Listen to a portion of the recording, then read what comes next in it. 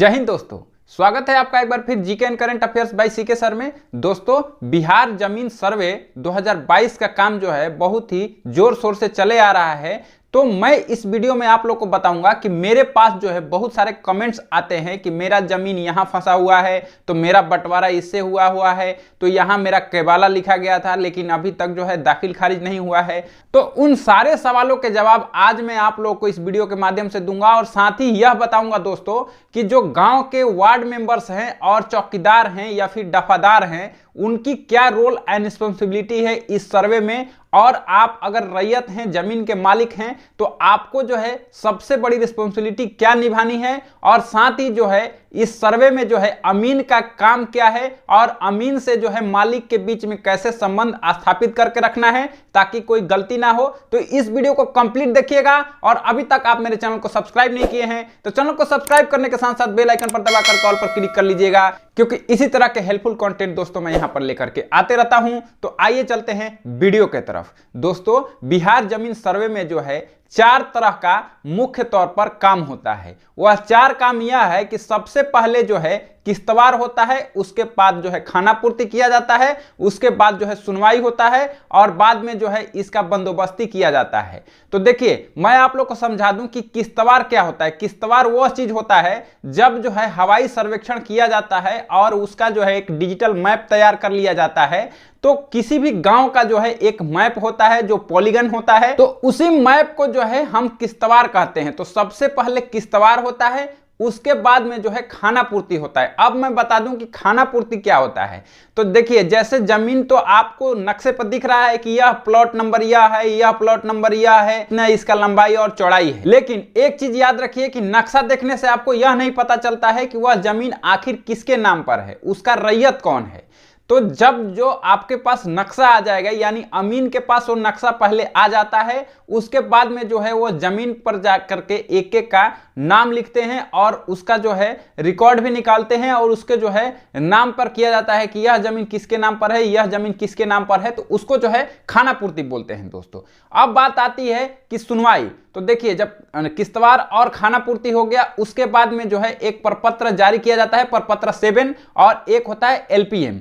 तो वो आपको दे दिया जाता है। उसके बाद में जो होता है आपको आपत्ति दर्ज करने। सपोज मान लीजिए कि आपकी जमीन है जो किसी और के नाम पर चली गई है, या फिर जो है आपकी जमीन कहीं रकबा कम दिखाया गया है, या फिर आपकी जमीन जो है कहीं और थी ग्राउंड में और लेकिन मैप पर कहीं और दिखाई जा रही है, तो आप जो है प्रपत्र 8 जो है उसमें कंप्लेन कर सकते हैं। दोस्तों, यह चीज मैं बता दूं कि ये सारे जो प्रपत्र है, प्रपत्र 1 से लेकर प्रपत्र 22 तक, वह एक फॉर्म है और इसी प्रक्रिया में जो है सर्वे होता है। मैं नेक्स्ट वीडियो में आप लोग को पूरा प्रपत्र बता दूंगा कि प्रपत्र कौन सा किस काम आता है दोस्तों। तो आप जैसे ही प्रपत्र 8 में जो है कंप्लेन करते हो तो आप अपना पक्ष रखते हो कि जो है आप मेरा जमीन यहां था, ऐसे हो गया है, तो उसको क्या है फिर रेक्टिफिकेशन किया जाता है सर्वे टीम के द्वारा। सर्वे टीम की बात करें तो उसमें एक अमीन होते हैं, कानूनगो होते हैं और एक सहायक बंदोबस्त पदाधिकारी होते हैं जिनको एएसओ भी बोला जाता है। तो यह जो टीम है वह आपके जमीन का जो है ब्यौरा निकालती है और उसके बाद डिसीजन लेती है कि इस जमीन को किसके नाम पर करना है, क्या करना है इसका। उसके बाद में जो है यह जमीन जब फाइनल हो जाता है दोस्तों, उसके बाद जो है बंदोबस्ती किया जाता है, यानी आपका लगान का निर्धारण किया जाता है कि कितना आपको लगान हर साल देना है दोस्तों। तो यही कार्रवाई है, मोटा मोटी मैं आप लोग को बता दूं कि बिहार सर्वे में यही कार्रवाई है। अब मैं आप लोग को बता दूं कि बहुत सारे कमेंट्स आते हैं कि सर मेरा जो जमीन है वह भाई के नाम पे चला गया है, या फिर मेरे पिताजी जो है किसी और भाई को लिख दिए हैं ये जमीन, या फिर बहुत सारे कमेंट्स आते हैं कि सर मेरे पिताजी ने यह जमीन 1930 में लिया था या फिर 1910 में लिया था, उसका जो है अभी तक दाखिल खारिज नहीं हुआ है। तो इन सारे सवालों का जवाब दोस्तों मैं कमेंट्स में एक एक को नहीं दे सकता हूं, क्योंकि बहुत सारे कमेंट्स आते हैं तो रिप्लाई करना मेरे को थोड़ा सा मुश्किल हो जाता है। तो मैं आप लोग को बता दूं कि जितनी भी आपकी प्रॉब्लम्स हैं वह जब सर्वे टीम आपके यहां आएगी तो आप जो है अपना पक्ष मजबूती से रखना और आप अपना दावा करना उसमें प्रपत्र 8 में कि यह जमीन जो है मेरा है लेकिन गलती से जो है दूसरे के नाम पर चला गया है और रसीद भी उन्हीं के नाम पे कट रहा है। तो आप जो है उसमें जो है आपको कानून को पक्का हेल्प करेंगे और जो है इसमें आपको भी ये एकदम सक्रिय रहना है। आप जब सर्वे होता है तो आपको गांव में उस समय उपलब्ध रहना है, ताकि जो है इतने दिनों से जो प्रॉब्लम आ रही है आज तक आपने ठीक नहीं किया तो अब ठीक हो जाए। तो इसलिए आपको गांव में रहना है और प्रपत्र 8 में जो भरकर जो है आप अपना पक्ष रखना है और उसको सिद्ध भी करना है दोस्तों। तो मैं आप लोग को बता दूं कि इसी क्रम में जो है एक वंशावली भरा जाता है, जिसका मैं पिछले वीडियो में जिक्र किया था। तो वह वंशावली जो है प्रपत्र 3.1 और 3.2 है। तो उस वंशावली फॉर्म को सपोज कीजिए वो तो कोई भी भर सकता है। तो सर्वे टीम को कैसे पता चलेगा कि आपने जो वंशावली भरा है वह सही है या गलत? तो मैं आप लोग को बता दूं कि जब सर्वे टीम आपके गांव पे आएगी या आपके पंचायत में आएगी तो वहां पर एक आम सभा का गठन किया जाएगा और आम सभा में जो है आपके वार्ड मेंबर, आपके मुखिया, सरपंच, पंच और जो पंचायत समिति सारे वहां पर मौजूद रहेंगे। और उसमें जो है वार्ड मेंबर का बहुत ही बड़ा रोल है दोस्तों।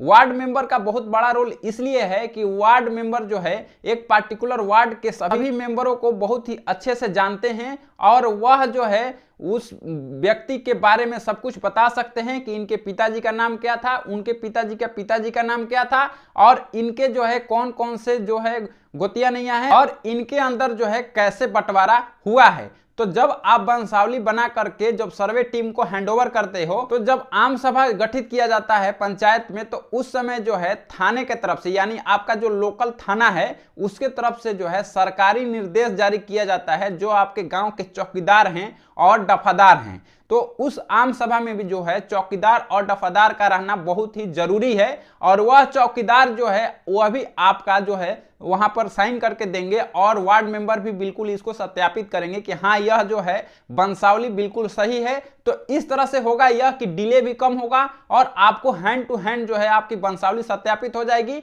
और आपका जो है आगे का काम बिल्कुल सुलभ हो जाएगा दोस्तों। तो ऐसी जो है बिल्कुल प्रबंध किया है अपना बिहार सरकार ने, तो ये बहुत ही अच्छा है। और आप लोगों रैयत है, मैं बार बार आप लोगों से बोल रहा हूं कि आप लोग जो है इसमें बढ़ चढ़कर हिस्सा लीजिएगा और जब भी सर्वे टीम आती है, अगर आप गांव से बाहर भी हैं तो आप एक बार गांव जरूर जाइए और आप जो है इतने सारे प्रॉब्लम्स जो लेकर के घूम रहे हैं कि मेरा जमीन कहीं और चला गया तो कहीं और चला गया। और हाँ एक चीज और बता दूं कि बहुत सारे कमेंट्स आ रहे थे कि सर मेरे जमीन में जो है नदी आ गई है। तो मैं एक चीज बता दूं कि जो नदी है वो प्राकृतिक है और नदी जिधर से रास्ता बना लिया तो वह जो है बिहार सरकार की जमीन हो गई। तो आपको जो है पहले अगर नदी दूसरे जगह थी और अभी नदी जो है आपके खेत से होकर जा रही है तो वह जो है बिहार सरकार की जमीन हो गई। अगर आपको मुआवजा चाहिए तो उसके लिए आप जो है अपील कर सकते हैं, लेकिन उस पे अपना आप दावा नहीं कर सकते हैं दोस्तों। इसके साथ ही दोस्तों मैं आप लोग को बता दूं कि यह जो सर्वे होगा इसमें नया एकदम फ्रेश खाता नंबर और खेसरा नंबर अलॉट किया जाएगा। तो अब सवाल यह उठ रहा है कि आखिर जो खेसरा नंबर है वह कहां से शुरू होगा, आखिर गांव में जो है कहीं से तो शुरू होगा इसका। तो मैं आप लोग को बता दूं कि सबसे पहले जो है त्रिसीमाना निर्धारण किया जाता है, यानी गांव की जो है बाउंड्री निर्धारित की जाती है कि कहां से यह इस गांव की शुरुआत हुआ है। तो त्रिसीमाना उसे बोलते हैं जहां पर एक सीमा पर जो है 3 गांव की जो है बिंदु मिल रही है, यानी एक जहां पर पॉइंट होगा जहां पर 3 गांव का जो है बिल्कुल वहां पर मिलन हो रहा होगा, तो वहां पर सबसे पहले आइडेंटिफाई किया जाता है और वहीं से जो है शुरुआत होता है खेसरा नंबर। लेकिन उसमें एक चीज यह ध्यान रखना है कि आपका जो खेसरा नंबर के गांव के शुरुआत होगा वह सबसे पहले जो कृषि कार्य योग्य भूमि है वहां से होगा। और इसमें भी जो है जो उत्तर और पश्चिम की दिशा है, यानी उत्तर और पश्चिम के दिशा से यह शुरुआत होगा कोने से, और कोने पर जो है वहां से जो है आपकी गांव की जो है खेसरा नंबर का शुरुआत होगा। और खेसरा नंबर जो भी है वह उत्तर पश्चिम सीमा से शुरू होकर के जो है दक्षिण पूर्व दिशा की तरफ बढ़ते हुए चला जाएगा दोस्तों। और जैसे ही जो है कृषि कार्य योग्य भूमि का जो है खेसरा नंबर अलॉट कर दिया जाता है, उसके बाद जो है जो रेसिडेंशियल एरिया है, यानी जहां पर आप घर बनाकर रहते हैं, उस एरिया का भी जो है खेसरा नंबर आपको प्रोवाइड किया जाएगा दोस्तों। और यह बिल्कुल डिजिटल होगा और इसका जो है नापी बिल्कुल नए मशीन यानी ईटीएस से किया जा रहा है। तो इसमें बहुत ही त्रुटि का कम चांस रहता है, लेकिन आप लोगों से रिक्वेस्ट है कि आप लोग उस समय जो है बिल्कुल जमीन पर अपने मौजूद रहिए, अपने गांव में एक बार जरूर जाइए और उसका जो है बिल्कुल अच्छे से चेक कर लीजिए। तो उम्मीद है यह वीडियो आप लोग को बहुत ही अच्छा लगा होगा। वीडियो अच्छा लगे तो एक वीडियो को लाइक कर देना और चैनल पर नए हैं तो चैनल को सब्सक्राइब करने के साथ साथ बेल आइकन पर दबाकर कॉल पर क्लिक कर लीजिएगा, क्योंकि इसी तरह के कंटेंट दोस्तों मैं यहां पर लेकर के आते रहता हूं। तो मिलते हैं नए वीडियो में, तब तक के लिए जय हिंद।